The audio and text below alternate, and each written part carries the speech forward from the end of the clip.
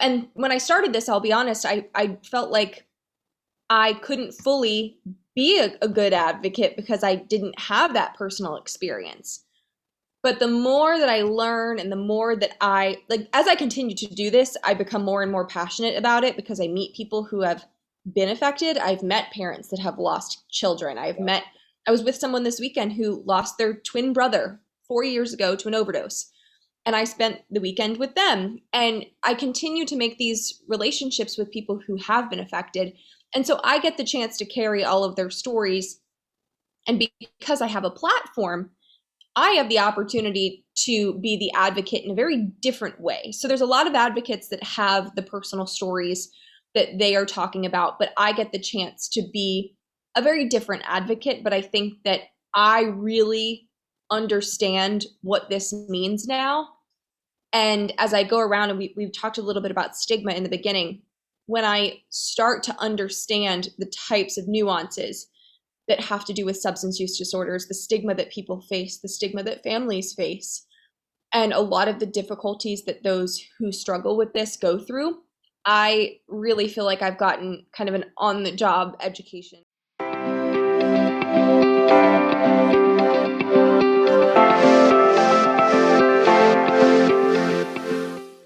Hello and welcome to another exclusive interview by Recovery Today magazine, where first and foremost, we're a magazine of hope.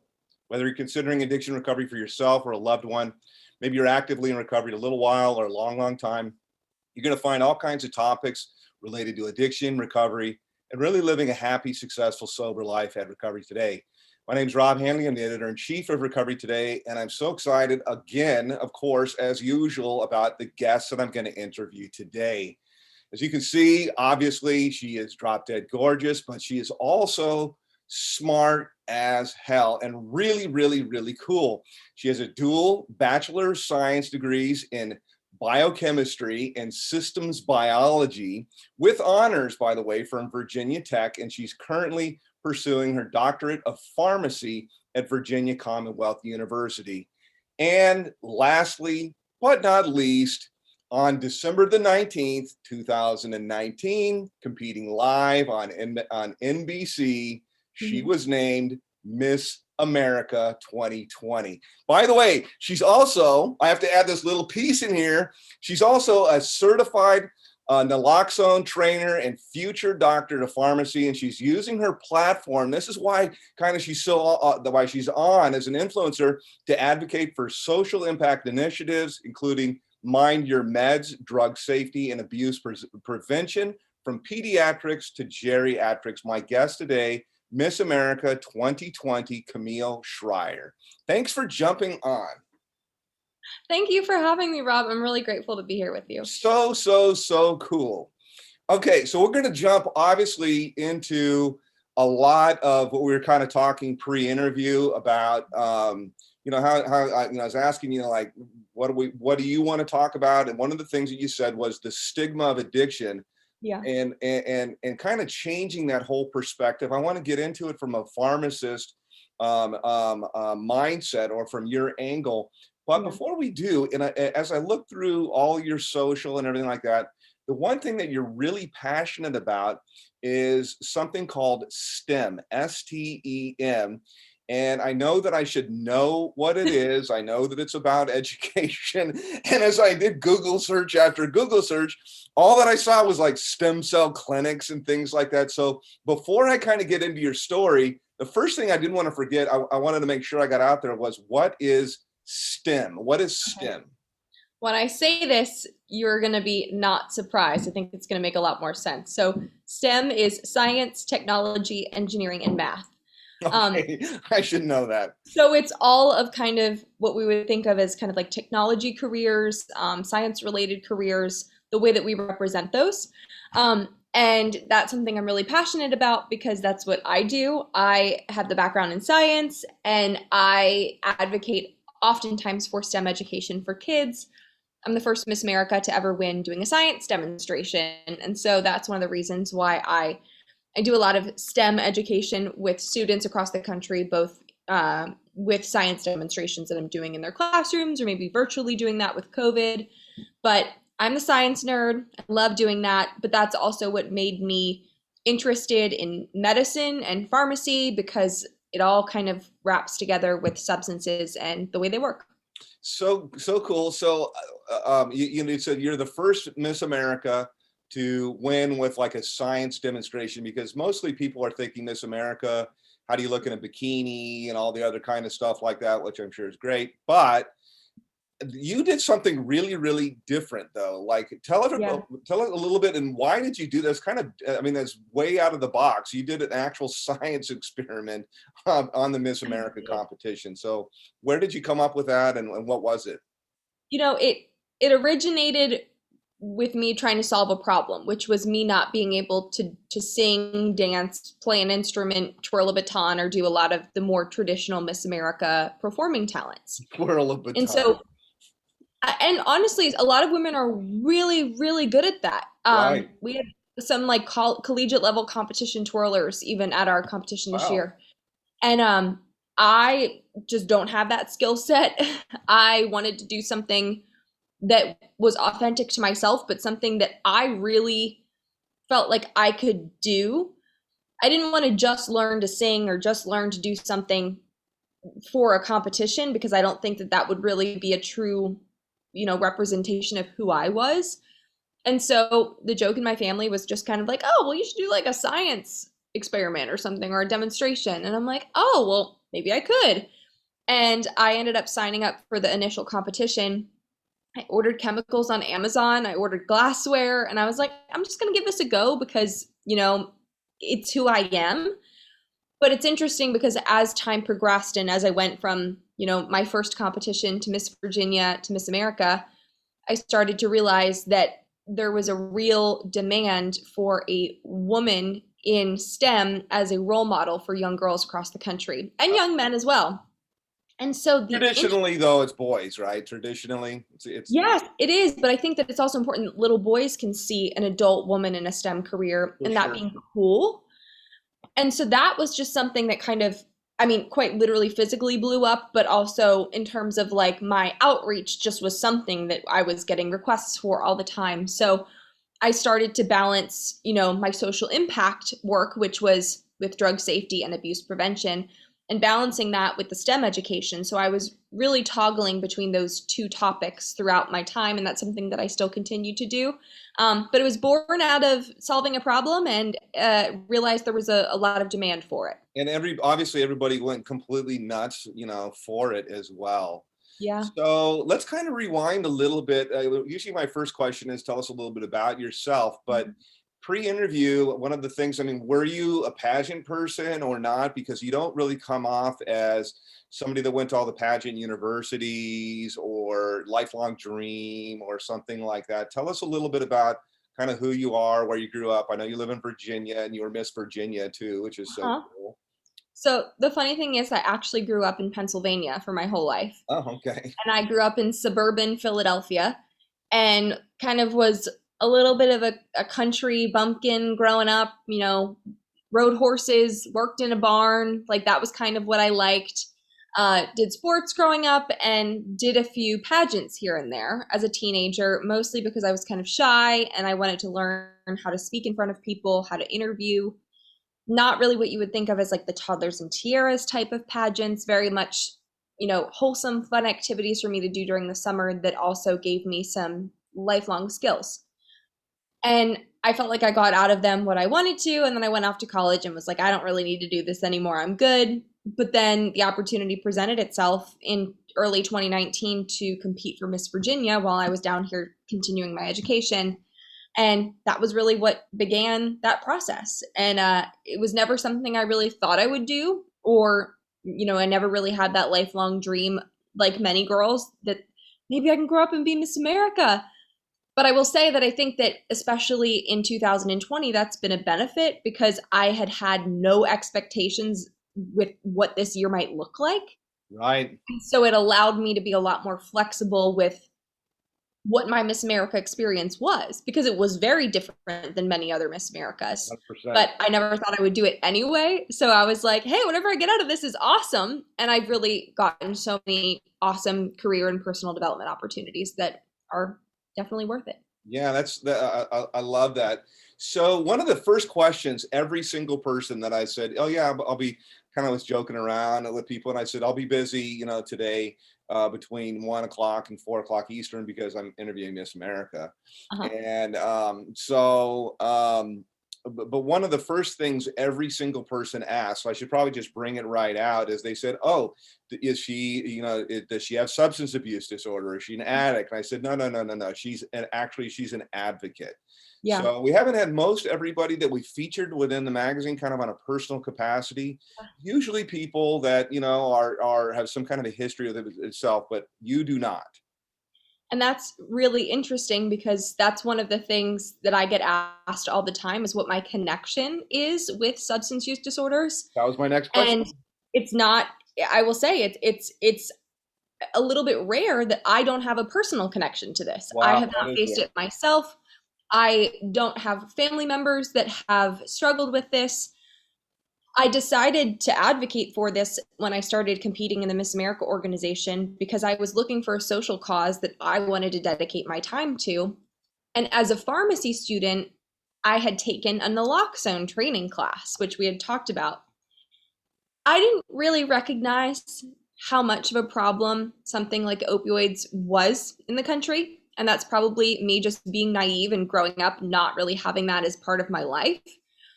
And so Did you grow up, were you affluent? I mean, you said the suburbs of Philly, like was it? I lived in the suburbs. I was very lucky growing up, but addiction and substance use disorders don't discriminate. So I don't think that it was necessarily any reason of, where I grew up. Now, as in more of kind of a rural area, so like maybe that was, but it has nothing to do No, with it like doesn't. No. where I was. I think that I just was one of the people who was kind of lucky to not have that affect me directly. And when I started this, I'll be honest, I felt like I couldn't fully be a good advocate because I didn't have that personal experience. But the more that I learn and the more that as I continue to do this, I become more and more passionate about it because I meet people who have been affected. I've met parents that have lost children. I was with someone this weekend who lost their twin brother 4 years ago to an overdose, and I spent the weekend with them. And I continue to make these relationships with people who have been affected. And so I get the chance to carry all of their stories. And because I have a platform, I have the opportunity to be the advocate in a very different way. So there's a lot of advocates that have the personal stories that they are talking about, but I get the chance to be a very different advocate. But I think that I really understand what this means now. And as I go around, and we've talked a little bit about stigma in the beginning, when I start to understand the types of nuances that have to do with substance use disorders, the stigma that people face, the stigma that families face, and a lot of the difficulties that those who struggle with this go through, I really feel like I've gotten kind of an on the job education of what substance use disorders look like practically and kind of some of the things that we can do Yeah, to every make that easy. every every person is somebody's brother, coworker, Yeah, sister, neighbor, person they went to church with, knew from grade school, every single person. exactly. And the thing that's interesting, particularly because I really want to jump deep into the opiate crisis, because Yeah. I see that as the point of the spear for everything. Actually, now the point of the spear has grown because now it's fentanyl and Yeah. this freaking scourge of the earth. I think, basically. But I've explained to people. I live in a nice suburb of Seattle, and it's very, would by all appearances, kind of Pleasantville, bubble within a bubble. And I tell people, particularly my daughter, she's 17 and she's good, really good girl, and but now we're having these kind of conversations as we have for several years now about drugs. And I said, we could get out of the car somewhere around the neighborhood and we could walk for probably 5, 6, less than 10 minutes, and we could find somebody that's, that's selling pills or heroin in our neighborhood. It's everywhere. It's Yeah. everywhere. So I so appreciate, anybody using any kind of platform that they have to advocate and to bring awareness to this.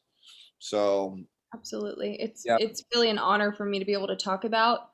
Uh, because a lot of people aren't talking about it, and it's so pervasive in communities across the country. And sometimes it boggles my mind that I was a first year pharmacy student who, went through my entire life not really fully understanding. I knew that people abused substances, but I don't think I realized how much of an epidemic it was in our country. Yep. I wish that we heard about that more because I think it deserves the attention, and it's not getting it right now. Well, like what you had said too. So you and I, but you've got such a huge platform. It's funny. You're very modest. You'd said, people don't know who I am. I said, you're famous. People don't know who I am.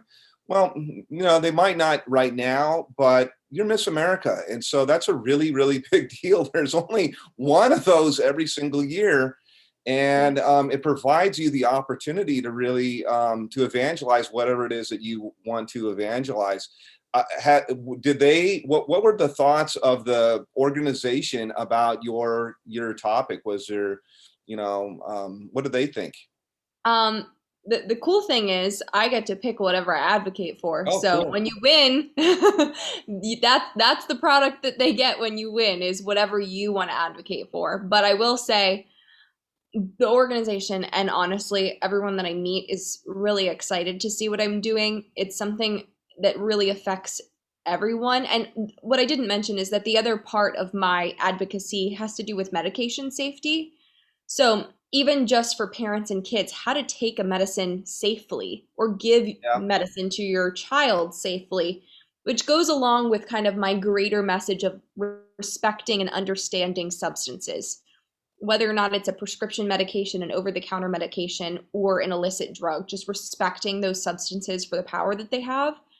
And so oftentimes it's something that relates to everyone. And it's a great message, I think, to be able to bring to almost every group that I go to. What's your thought on like DNA testing to the individual person regarding like drug interactions? Because I know that there's a lot of times there's a lot of this drug might be safe and this Yeah. drug is safe, but when you put it together, not safe, or even worse, safe and safe, put it together, still safe, except for you, it's not safe, Mm-hmm. because I'm trying to think what the word is. There's a pharmaceutical, I'm trying to think, Pharmacogenetics. what is it again? Pharmacogenetics is what you're Yes, talking about. exactly. So do you see this as something that is evolving? Because it's a really big deal. Like people get really messed up and die from these adverse reactions to drug interactions. Like Yeah. they take them mixing the wrong stuff. And even like taking a step back, like not even just drug interactions, but just taking one substance or any kind of pharmaceutical medication. Some people have different reactions. There's even when we think about something like Oxycontin or an opioid, some people who have more of a genetic predisposition to substance use that might kind of light up their brain a little bit differently than another person. And so it might be Totally. beneficial to know something like that. And then you get into even just something like, how Do am you I going to think there's react to like this? an addiction gene? Do you feel like there's an addiction gene? I mean, I'm not scientifically. sure if it's a gene or there can be something in genetics, and there's also this concept of epigenetics, which is kind of the way that your DNA changes over time in your lifetime. I do think that there's absolutely a hereditary piece to addiction. I think that people are more, I mean, whether or not it's even hereditary or the way that you grow up and the way that you cope with problems, there's lots of different familial kind of pieces that go along with this. But in terms of the DNA, I love genetic testing, and I think that pharmacogenetics, particularly, is something that's going to revolutionize the way that we look at healthcare. So we can't just eliminate opiates. I don't think. I mean, they've been around for ever, right? Ever since somebody said, "Oh, we eat this poppy flower" or whatever it Yes. was. They've been around for forever, and they work really, really well Mm-hmm. to eliminate pain. I tell people, the problem with it is that it eliminates pain. It eliminates all pain. Yes. So you feel pretty good when you're taking opiates because everything else mentally, emotionally, all just kind of goes away. What do you think that we do to start to kind of unwind out of this crisis? I believe that this Mm-hmm. was created by money, money, money, money, money, and I'll just say it. You don't have the lie that this is safe or it was non-addicting. We can't just. I don't Yeah. feel like we can just throw it out because it's, if you have something really painful, Yeah. surgery or something like that, opiates are a good thing. But what do we do? How do we unwind from this? What are your thoughts? Because I know you've researched this stuff so much.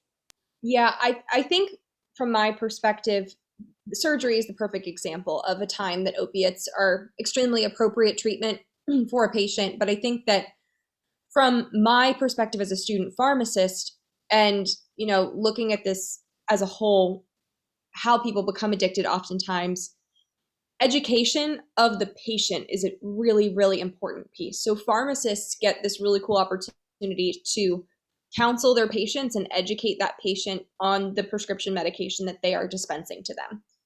So whether or not we are a pharmacist or if we are a prescriber, but taking the opportunity to talk to our patients about the potential risks. I think a lot of the issues that came when we think of Purdue Pharma and OxyContin was what was sold to providers and patients as a non-addictive substance that really was.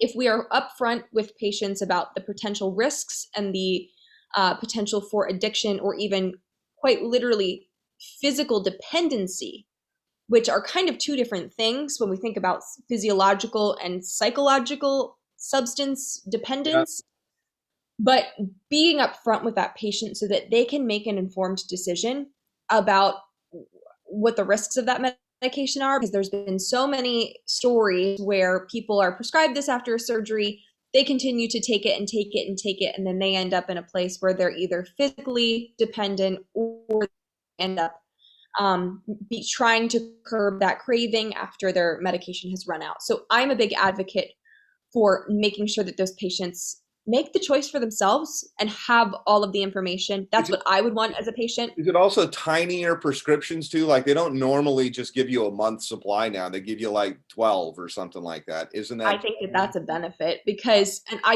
actually got to work with the DEA this year on National Drug Take Back Day. And that kind of goes along with that when we think about, people that have extra left over, which I guess is a benefit because they weren't using all of it.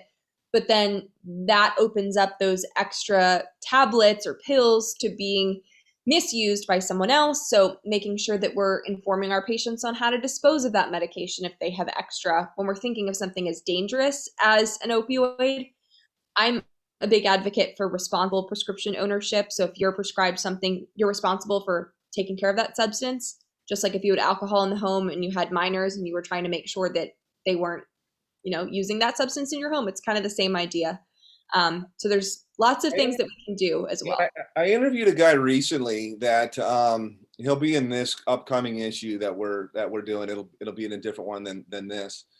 And really smart guy who he actually advocates for legalization of everything. Yeah. And it's pretty extreme because, we're an abstinence magazine for the most part. I mean, that's what I would tell anybody is like, I chose a life of, it's been 27 years and that's what I would advocate for. I think it's the best to be as substance free as you can. I don't like to take drugs really. I mean, I do take Advils and whatnot, but what are your thoughts on like legalization of marijuana? Now some states are legalizing, I think, I think Colorado might have just legalized psychedelics like mushrooms. There's people now talking about microdosing and things like that. Yeah. It's funny, Virginia actually just passed a legalization of marijuana this week. So that's something that's been in the news here in Virginia. Um, to go back to what you mentioned about legalization, you might be talking about decriminalization because Yeah, the guy technically, that I talked to, he was like, "Well, you should be able to just to keep going oh, to the interesting. pharmacist and get, a tiny amount of opiates, like they're not." His whole thought was like, it's not like they're going to like alcohol prohibition didn't work, Yeah. why are we doing There, this? the reason I mention that is because a lot of people who are trying to combat the opioid epidemic advocate for something called decriminalization, which Mhm. basically would take every single illicit substance. You would no longer get a criminal charge for possession of it, but you would kind of that funding would go toward recovery instead of kind of the legal implications, Totally. but it wouldn't be per se legal. It just wouldn't be a criminal offense. And that's a hard thing. I can see, from the perspective of those who I've met who have had substance use disorders and then they have a criminal record on top of it. It makes it incredibly difficult to then reintegrate, be able to get a job, get housing, all of these different pieces that are key to really having a successful long-term recovery. But on the other side, we talked about the marijuana piece and really legalization. I'd spoken to some police officers here in Virginia kind of to get their take, particularly someone that works in narcotics. And there's a concern that their law enforcement will be overwhelmed by a lot of more DWIs or a lot of, driving while under Driving the while influence. on mushrooms. Yeah, like driving while on using marijuana, driving while using other substances. Colorado's seen a lot of that because it's more available. And then when we think of something, I go even further. We know that the age of initiation with substances, the earlier that happens, the higher likelihood that that person falls into substance use disorders and then potential for overdoses in their lifetime. And so if we have those substances going around, can our younger people get access to them earlier? And is that going to then lead to longer term problems? I think that it's a double-edged sword. I think that there's a lot of benefits. I think Colorado is smart to be able to tax it and use it toward their education. Sure. But in the other way, I'm concerned about the long-term effects of it. So my jury's kind of out on Mine, it still. mine is definitely like, I think, oh, alcohol's legal. I don't use it. Yeah. My wife, we'll go out to a restaurant. She'll have a couple of drinks. Sometimes, very occasionally, she'll have a glass of wine at home or something like that. That's kind of it. There's no desire. She doesn't even understand actually the compulsion side of it at all. And so on one hand, it's like, well, yeah, we're not going to make that illegal. And then of course, all this other stuff should be illegal. But one of the things I like to have a conversation about stuff to look overall at solutions. Like, for example, Portugal, I really like. They combated the opiate crisis really well. You're nodding, so you obviously know I know about it. Yeah. that I think what they've done is it's like a decriminalization, so people aren't locked up and have to check a felony box. Yeah. But when they get out, they are given their, I don't know, they're given a job, but the employers are incentivized to hire addicts. That's kind of the whole idea of connection and purpose. I don't know how familiar you are with this from the. I am. So, And I think it's interesting. My only concern with that is that, Portugal by population is about the size of Michigan. yeah. And so having a country like the United States adopt something like that, I think that we could take really beneficial pieces of that. And just even what you're saying of having employers incentivized to hire those in recovery could be wonderful. And a lot of the time when I get the opportunity to go out into the community and people are like, well, what can I do to help people who are struggling with this? And I'm like, if you're a business owner, hire them, give them a chance. Because that is one of the biggest things when we think about if a person has struggled and then they've lost all purpose in their life, what is their incentive to want to stay in recovery if they have absolutely no purpose or can't financially support themselves? Are you familiar with Rat Park? Have you ever heard of the it was an experiment they did, I think, with cocaine, 2 sets of rats and like a controlled test, and they were both given cocaine. One, they made the rat, it was like rats by themselves. And then the other one was like Rat Disneyland. So they had every kind of everything they could possibly do. There was male and female rats in there, so they could, and so they had it to be, it was like Rat Disneyland. And interestingly enough, the rats that were actually at Rat Park, the Disneyland one, they didn't get addicted at all. And the ones that were isolated and stuff. So the whole thought process is 2 main things behind it is connection and purpose. Yes. And kind of having like somewhere like, yeah, I'm going to do this or I'm going to do that. I tell parents a lot, being a parent, I think one of the best things that you can do is get your kids involved in sports or some kind of goal type of a thing, because then I believe they can discriminate like, yeah, that's not for me. Like, I'm going here. Yeah, that's not something that I can do. Have you always been goal oriented too? I mean, obviously achieving Miss America is a gigantic feat. I think I have. I've always been, a little too hard on myself, a little bit too ambitious in what I wanted to do. Take on more than I can chew. That's just kind of always been who I am. But I will say that my parents were always very cognizant of who I was around to not put me in a situation where I had to be around people that were using substances. And sometimes that was really annoying because I wanted to go places in high school and they were like, no, you're not going there. But I think that that was important because it just kept me out of those situations before I was really fully, able to make those decisions on my own. And, if I were to make those decisions as a younger person, when my brain was not yet fully developed, that was something that could have been a lot more detrimental to me at that point than it would be even if I make that decision now. So my parents did a really good job with that too, and I think that as much as it was annoying at the time, it was definitely something that. Isn't it interesting to draw the parallels between kind of the how contagious? I've said that addiction is a socially contagious epidemic, and then to kind of contrast that between how we protect ourselves in a COVID type of a world, like, no, that's not safe, or no, we want to, it's all about the environment, right? Mm-hmm. It's important to tell kids, especially, and I do a lot in schools with education on substances, especially in that high school and middle school age group. Everybody wants to be like their friends. And if your one cool friend does this, then you're like, oh, I'm going to be cool like her and do that. Or like, it completely, it's kind of dangerous.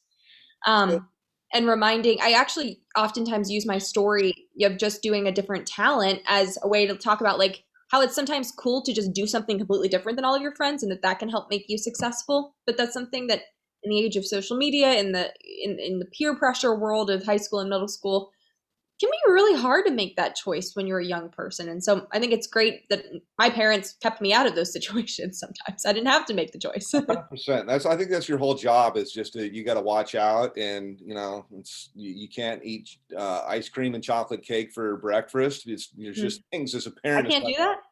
Yeah, you shouldn't do that. I do that sometimes. It leads to a sugar addiction, which is even worse, actually. Isn't that funny? There's actually studies that have shown it to be more addictive than cocaine in some people. Yeah, it's a sugar addiction. I tell people I like to be I'm keto, or sometimes I joke around that I'm keto, except for I'm keto that can eat ice cream. Although now I actually just discovered there's keto ice cream. So sugar would never be allowed at all. Well, let me ask this: so now that Miss America is winding down or has completed for you in terms of your formal responsibilities, what are you doing? And then more importantly, I would say, like, you're young, you're gorgeous, you're really, really smart, and obviously empathetic to others. Thank you. I mean, these are big things on a resume. Like, what is it that you want to do? Like, what are you really passionate about? I mean, I know that you said, oh, I want to work for a pharmaceutical company. Yeah. I don't like that, because I think that's too much of a cog in the wheel. Like, I don't know. I shouldn't say I don't like that. That's okay. You're allowed to have your opinion. What do you want to do? Like, what are you doing now? What do you want to do? Yeah. So right now, until I go back to my full-time education, I'm kind of freelancing and doing a lot of the work that I was doing as Miss America. I'm just doing it kind of on my own now. So I'm doing advocacy in recovery communities with medication safety. I do a lot with, we talked about STEM. I do STEM education with kids. I do everything and anything, a lot of motivational speaking, keynote speaking. I definitely keep myself busy. I also get to. What do you speak about in keynote kind of stuff? It depends on the group. Usually either, being yourself, authenticity, that kind of stuff, being a scientist, being a woman of science, why I do that, what I want to do with it. And then oftentimes I'll talk about things that are substance use related. It really, I change what I talk about depending on every event I go to, so that it like really fits that event really well. But that's my general range of topics. But So I've been doing that. And then I'll go back to school full time in the fall, and I have 3 more years of my program. So I'll graduate in 2024 with my doctorate. And then hopefully I'll get a job. But you're not going to be CVS Pharmacy or something like No, I would like to, ideally, I did an internship in a pharmaceutical company, a manufacturer, when I was in undergrad. And I worked in a business unit that was run by a pharmacist. And that pharmacist took his background in the understanding of pharmaceuticals and applied it to the business world in a pharmaceutical company. So I think that whether or not I work for a pharmaceutical company, for a biotech company, I'd like to work in some science business oriented field where I can use all of the scientific knowledge that I've had, or some of it, but then apply that practically into the way that the business is able to continue. Um, I get the chance to kind of run my own business right now, and so I feel like, and I grew up with parents that owned a small business, so I've always kind of had an interest in that. But I liked science so much, I didn't want to just major in business in college. I wanted to really get the hardcore science knowledge. And so some way that I can combine all of those things. If anyone's hiring, please let me know. that. I'll call you in 2024. Do you think that we're going to have any kind of cool breakthroughs? I mean, it seems like there's just never anything for cancer or anything on diabetes is forever. And again, I'm very cynical. I think like, well, no, there's not going to be a cure for diabetes because it's Yeah, multi-billions dollars per year to sell insulin and things like that. So if there was a cure, you're dead or you're paid off or, something like, do you feel like I there's think going to you're, be anything cool? Is there anything that you're excited about yes. in on the horizon of pharmacy?